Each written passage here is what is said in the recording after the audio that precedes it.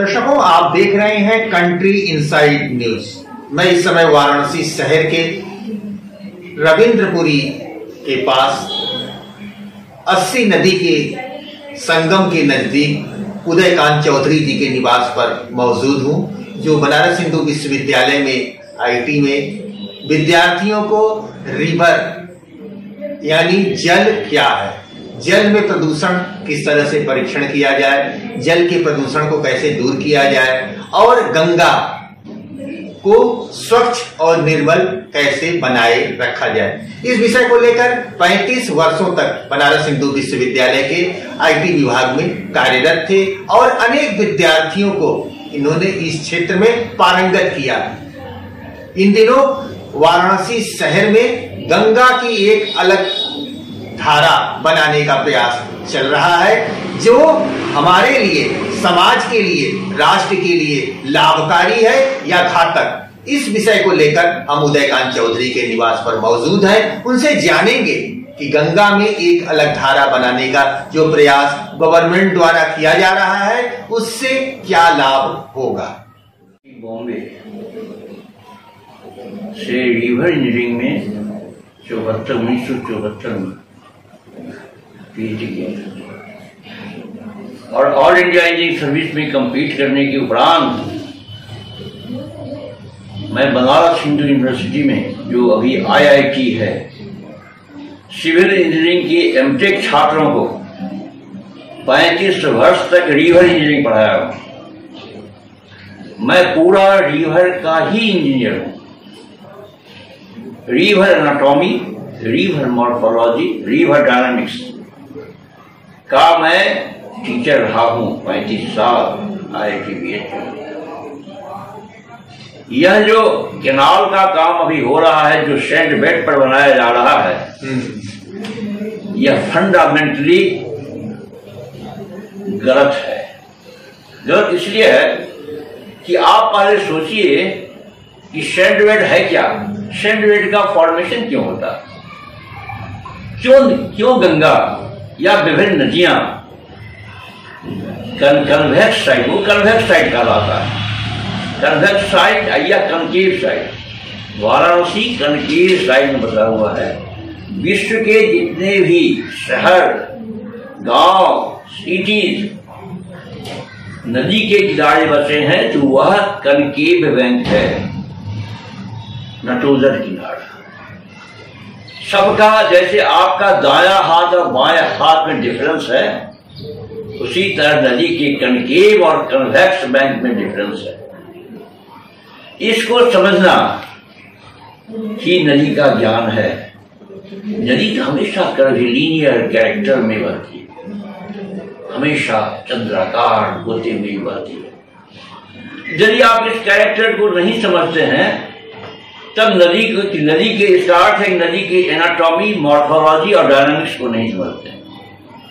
यदि कोई डॉक्टर किसी के शरीर का एनाटॉमी नहीं जाने, मॉर्फोलॉजी नहीं जाने, नाक और कान में क्या अंतर है इसको नहीं समझे और शरीर का ऑपरेशन कर दे, तो जो समस्या होगी वही समस्या गंगा की वाराणसी में होगी और हो रही है।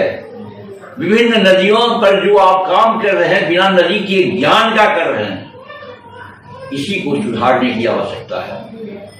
अच्छा, इस कार्य से किस तरह का भयावह स्थिति उत्पन्न हो सकती है? हाँ, वो मैं आपको बता रहा हूं किस तरह की भयावह स्थिति उत्पन्न हो सकती है। मैं Ganga research centre Banaras Hindu university में बनाया, 60 प्रोजेक्ट से बनाया, और आईआईटी डायरेक्टर के ऑफिस की।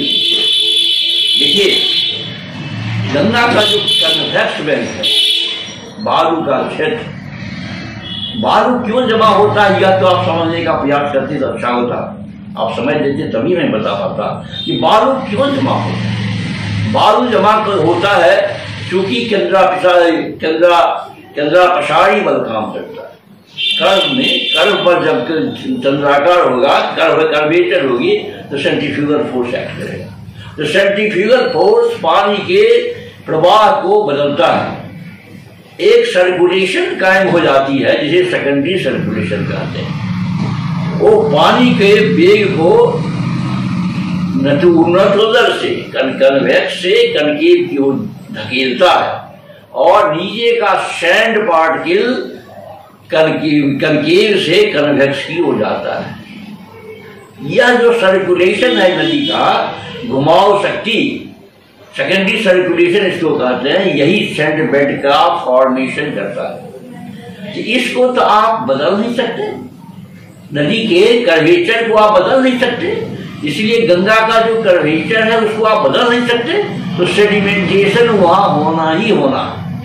इसलिए जो केनाल आप बना रहे हैं, जो अपने मन की कल्पना कर रहे हैं कि यहाँ पर ऐसा केनाल बनेगा, इस तरह की शोभा बढ़ेगी, पर्यटन का की फैसिलिटी बढ़ेगी, यह सब कपोल कल्पना है आपकी। नदी आपके केनाल को भर देगी, और नदी की जब चौड़ाई बढ़ेगी तो उसका डेप्थ कम हो जाएगा। इसी को आप कहते हैं प्रेशर कम करने के लिए। Pressure means depth of water is reduced. Depth of water का रिडक्शन का क्या अर्थ? वेलोसिटी कम होगा, वेग कम होगा। अब वेग के कम होने का रिजल्ट क्या होगा? सेडिमेंटेशन, मिट्टी का जमाव। तो घाटों पर मिट्टी का जमाव होगा, और उस साइड में बाद जो किनार आप बनाए हैं उसको गंगा भर देगी, किनार आपका किनार नहीं रह पाएगा। Distortion will take place completely, everything will be washed out during flood.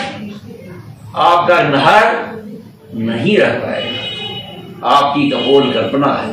आप जो बांध बनाए जिसको हम लोग स्पर कहते हैं, साइंटिफिक टर्म में स्पर कहते हैं, ललिता घाट पर आप बनाए हैं, लगभग 250-300 मीटर लंबा और 150-200 मीटर चौड़ा।